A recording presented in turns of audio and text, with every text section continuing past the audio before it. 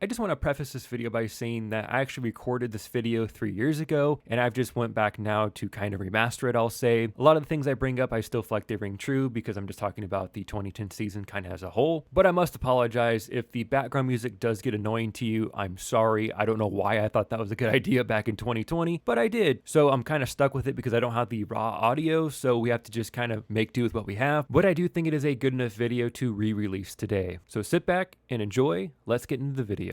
Long before the Astros were beating on trash cans and Mike Trout became the best player we know in the game today, we had players like the Freak, the King, and the Kid. Let's take a look at the 2010 MLB season and see what it looked like. Coming into the 2010 season, the storyline circled around Roy Halladay and the 3-year, $60 million contract he got in the offseason after being traded from the Blue Jays to the Phillies, along with Matt Holliday getting 7 years, $120 million from the Cardinals, Jason Bay getting 4 years, $66 million from the Mets, which that's just laughable now, Randy Wolf getting 3 years, $29.7 million from the Brewers.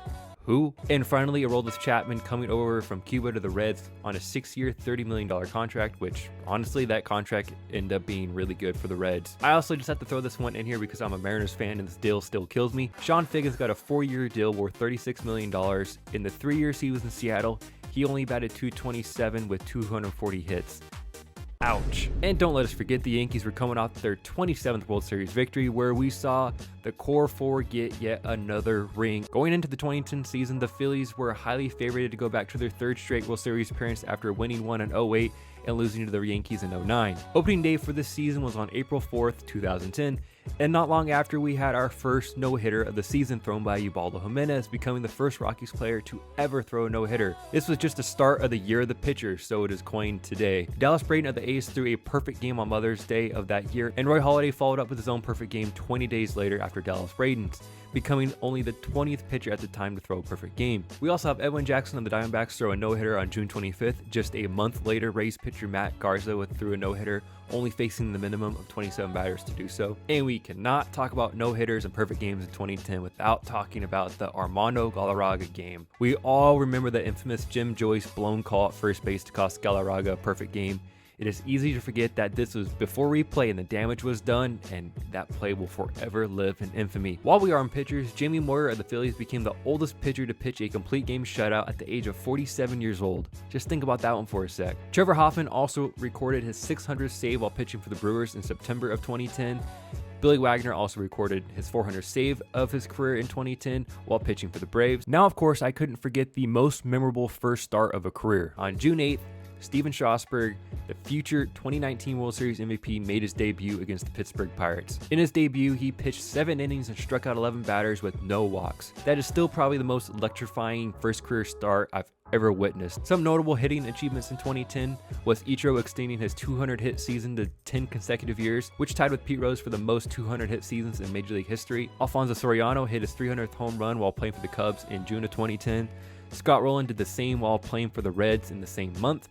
Andrew Jones also hit his 400th home run while playing for the White Sox in July of 2010. Does anyone even remember him playing for the White Sox? Because I certainly don't, but apparently he did and got his 400th home run there. A-Rod hit his 600th home run in August against the Blue Jays. Say what you will about A-Rod, I just remember this being a pretty big deal back in 2010. Albert Pujols continued to be the machine and continued his streak of 10 straight 30-homer seasons in 2010, which is just crazy to think about, along with hitting his 400th career home run in August against the Nationals. Overall, these are all the league leaders in the American League and National League when it came to hitting and pitching in 2010. We have Josh Hamilton leading the league in average in the American League at 359. Jose Bautista had 54 home runs. Miguel Cabrera had 126 RBIs.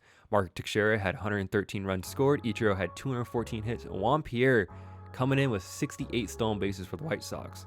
Now, on the National League side, we had Carlos Gonzalez batting .336, Pujols with 42 homers, Pujols with 118 RBIs, Pujols with 115 runs, and Carlos Gonzalez had 197 hits, and Michael Bourne of Houston had 52 stolen bases. Now on the pitching side, we have CC Sabathia with 21 wins that year, Kevin Millwood with 16 losses, Felix Hernandez with a 2.27 ERA, Jared Weaver with 233 Ks, Felix coming in with 249 and 2/3 innings pitched, and Rafael Soriano of the Rays with 45 saves, and that was for the American League. Going into the National League, we have Roy Halladay with 21 wins, Rodrigo Lopez of the Diamondbacks with 16 losses. We have Josh Johnson. Who remembers that guy? I totally forgot about him.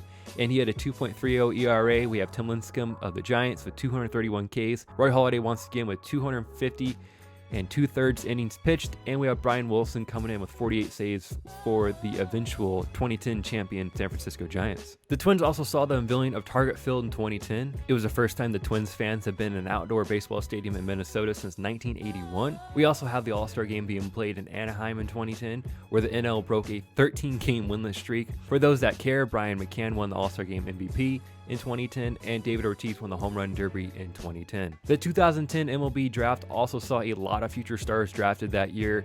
This list is honestly pretty crazy. We have Bryce Harper, Manny Machado, Yasmani Grandal, Chris Sale, Christian Yelich, Noah Syndergaard, Nick Castellanos, Andrelton Simmons, and JT Realmuto were all selected in the 2010 draft. Getting to the 2010 playoffs, it was a memorable year. Roy Halladay throws a no-hitter in the playoffs against the Reds, being the first pitcher to do so since Don Larson threw a perfect game in the World Series in 1956. The Yankees once again owned the Twins in the divisional round and swept them 3-0, and the Rangers got their first home playoff win ever.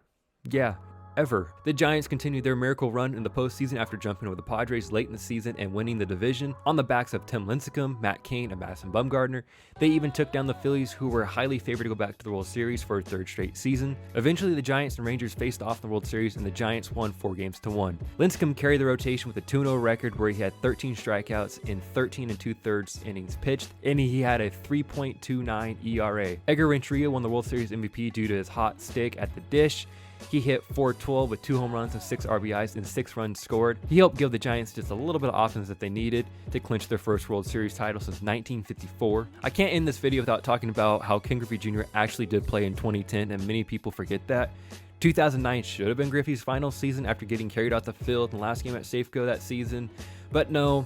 He came back for one more year. Well, I should say half a year. It was not pretty. Griffey retired on June 2nd after Napgate happened. There were rumors that Griffey was asleep in the clubhouse when the Mariners manager Don Wakamatsu wanted him to pinch hit, and that led to a lot of friction in the clubhouse. So a little bit after that, Griffey just straight up drove across country to his home in Florida and didn't tell anyone until he got there, and then he ended up telling the Mariners front office that he was done. Honestly, Griffey staying on that team couldn't have hurt. The Mariners lost 101 games in 2010, but I can see how batting 184 with no home runs and 7 RBIs and 98 plate appearances on a horrific team will make you fall asleep and want to retire. I'll always just consider Griffey's last year to be in 2009. Legendary Braves manager Bobby Cox also retired in 2010. Braves closer Billy Wagner hung him up also at the end of that year with the Braves too. And no surprise, Roy Halladay won the NL Cy Young with an impressive stat line of 21 wins, a 2.44 ERA, 219 Ks, and 250 innings pitched. King Felix won the AL Cy Young with 13 wins and 12 losses, a 2.27 ERA, 232 Ks, and 249 innings pitched. Also a fun little tidbit, Felix won the Cy Young that year, but he didn't even make the All-Star team with the American League that year. Joey Votto won the NL MVP, hitting .324 with 37 home runs and 113 RBIs, and having a stellar OPS of 1.024. It's easy to forget how great Josh Hamilton was too. He won the AL MVP hitting .359 with 32 home runs and 100 RBIs. He also had an OPS of 1.044, which is pretty darn good if you ask me. Here are the rest of the award winners from 2010. For the Rookie of the Year, we have Buster Posey in the NL, Natali Feliz in the AL. For Manager of the Year, we have Bud Black of the Padres in the National League, and we have Ron Gardenheimer for the Twins in the American League.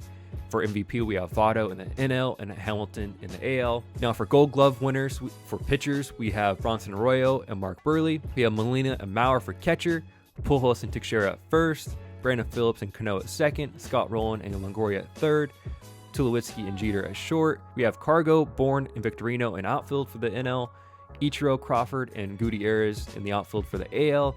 And for Silver Sluggers, for pitcher and DH, we have Giovanni Gallardo and Vladimir Guerrero. And at catcher, we have McCann and Mauer. First base, we have Pujols and Cabrera.